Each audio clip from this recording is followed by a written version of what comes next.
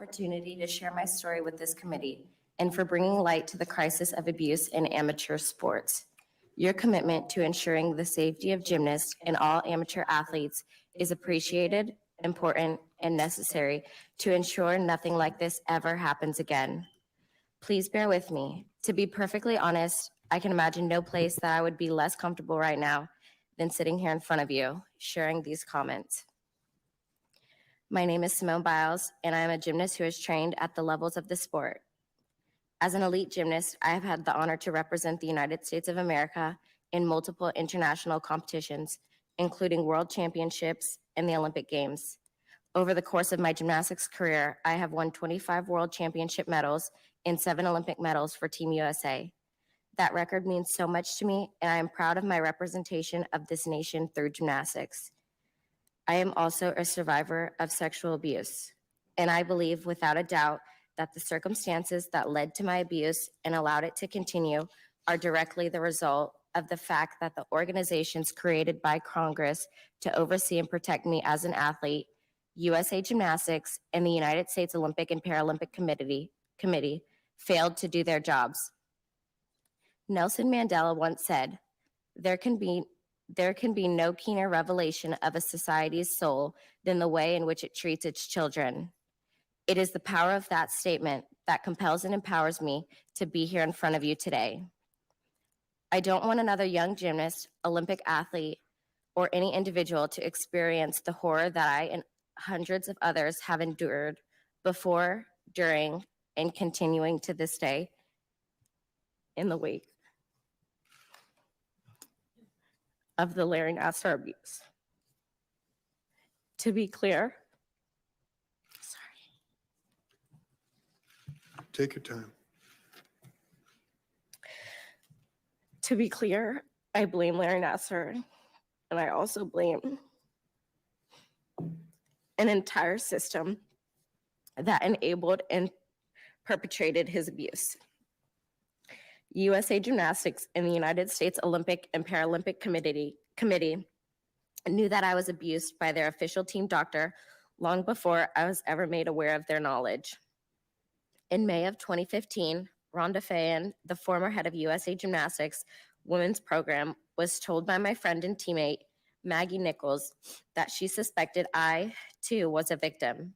I didn't understand the magnitude of what all was happening until the Indianapolis Star published its article in the fall of 2016, entitled, Former USA Gymnastics Doctor Accused of Abuse.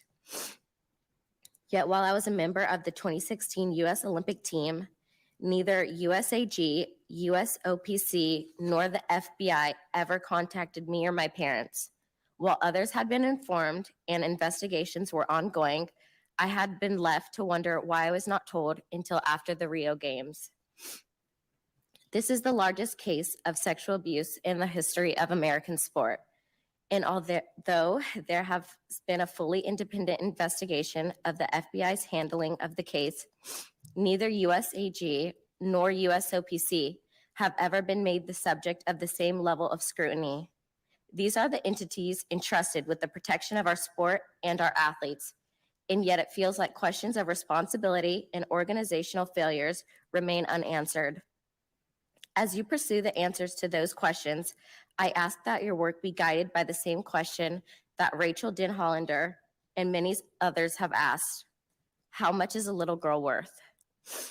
I sit before you today to raise my voice so that no little girl must endure what I, the athletes at this table, and the countless others who needlessly suffered under Nassar's guise of medical treatment, which we continue to endure today. We suffered and continue to suffer because no one at FBI, USAG, or the USOPC did what was necessary to protect us. We have been failed, and we deserve answers. Nassar is where he belongs, but those who enabled him deserve to be held accountable. If they are not, I am convinced that this will continue to happen to others across Olympic sports. In reviewing the OIG's report, it truly feels like the FBI turned a blind eye to us and went out of its way to help protect USAG and USOPC. A message needs to be sent. If you allow a predator to harm children, the consequences will be swift and severe. Enough is enough. I will close with one final thought. The scars of this horrific abuse continue to live with all of us.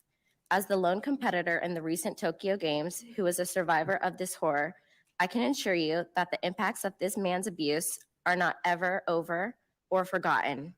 The announcement in the spring of 2020 that the Tokyo Games were to be postponed for a year meant that I would be going to the gym, to training, to therapy, living daily among the reminders of this story for another 365 days.